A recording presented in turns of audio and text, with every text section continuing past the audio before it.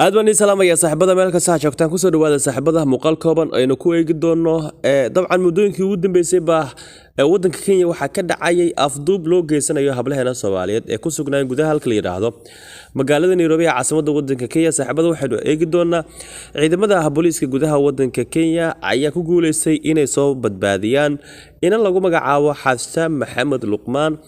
sidoo kale saaxiibada waxaynu eegi doonaa Xafsa waxay ahayd haweeney markaas ka ganacsata ama ganacsato markaasi dabcan ka ahayd halka la yiraahdo magaalada Nairobi ee caasimadda gudaha wadanka Kenya.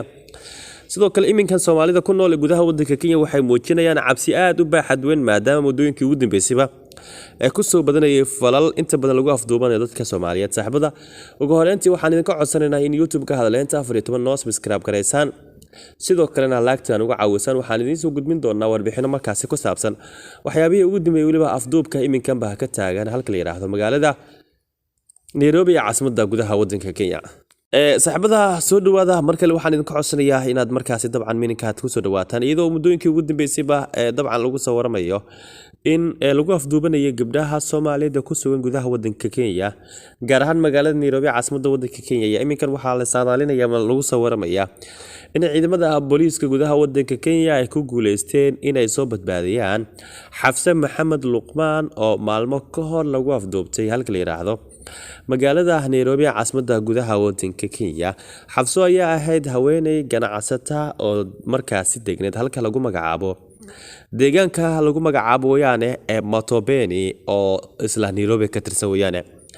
waxaana lagu hayaa qol markaasi mugdi ayaa lagu hayay iyadoona markaasi lagu qasbay in ay ama inay markaasi gasho caag ama haambiyaha markaasi lagu keediyo.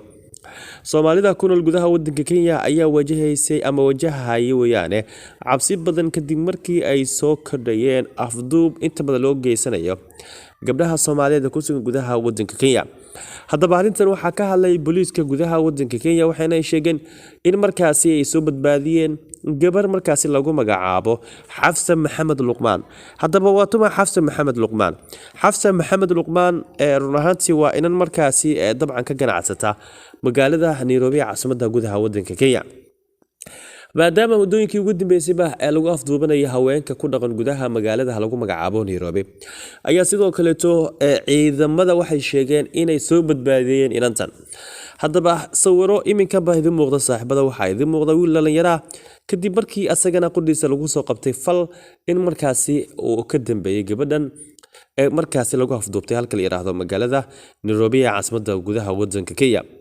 haddaba ciidamada gudaha wadanka Kenya waa war qoraal soo saaray waxay dhaheen waxaan ku guuleysanay inaynu maanta soo badbaadino Xafsa Maxamed Luqmaan. run ahaantii waxaan soo bandhignay dadkii ka dambeeyay inay afduubteen Xafsa Maxamed Luqmaan, waana arrin argagax ku noqotay dadka ku nool gudaha magaalada Nairobi ee caasimadda gudaha wadanka Kenya. arrintan waxaa inta badan Soomaalida ku nool ee muddooyinkii ugu dambeeyay hadal hayeen maadaama ay soo badanayeen dadka waxyaabaha qaldan sameynaya ama afduubayaasha ay ku soo badanayeen halka la yiraahdo magaalada Nairobi ee caasimadda gudaha wadanka Kenya. sidoo kale ciidamada booliiska dalka Kenya waxay sheegeen in markaasi ay ku raajoogaan dadkii ka dambeeyay dadkii afduubka ku sameeyay Xafsa Maxamed Luqmaan. iminkan waxaa loo soo wareejiyay gurigeeda ku yaala gudaha magaalada Nairobi ee caasimadda gudaha wadanka Kenya. waa sida sheegeen wayaane qaar ka mid ah mas'uuliyiinta ugu sareysa gudaha wadanka Kenya.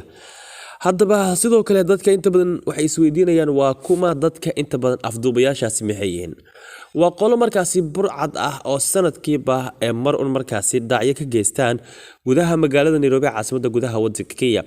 haddaba Soomaalida ku nool dad badan ayaa ka hadlay fanaanin caan ah qaali ladan ayaa ka mid ah fanaanintii ama inan markaasi fanaan horay u ahayd iminkan baa ka mid ah dadka deegaanka ee gudaha magaalada Nairobi. waxay sheegtay dadka ku nool gudaha magaalada Nairobi ee gabdhaha ah waliba dadka qof kasta oo Soomaalida weeyaan ay arrintan oo kale taxadar ka muujiyaan maadaama qolada Kenyaatiga ah muddooyinkii ugu dambeysay ay soo bandhigayeen waxyaabo dadka ay ka naxayaan. saaxiibada muuqaalkan halkan ayaan kusoo gunaanadii aan kusoo gabagabeynaya. saaxiibada waxaan idinka codsanayaa in YouTube ka hadaleenta 14 noo subscribe gareysaan, laagtana uga caawisa saaxiibada. waxaan idin leeyahay waxaan idin soo gudbin doonaa waxyaabihii ama wararkii ugu dambeeyay gudaha wadanka Kenya, gaar ahaan magaalada Nairobi. Soomaalida ku nool waxaan u rajeynayaa gudaha magaalada Nairobi inay markaasi ku noolaadaan caafimaad joogta. saaxiibada waxaan ugu dambeyntii wayaane aan idinka codsanayaa in youtube-ka hadaleynta 14 noo subscribe gareysaan waana mahadsantiin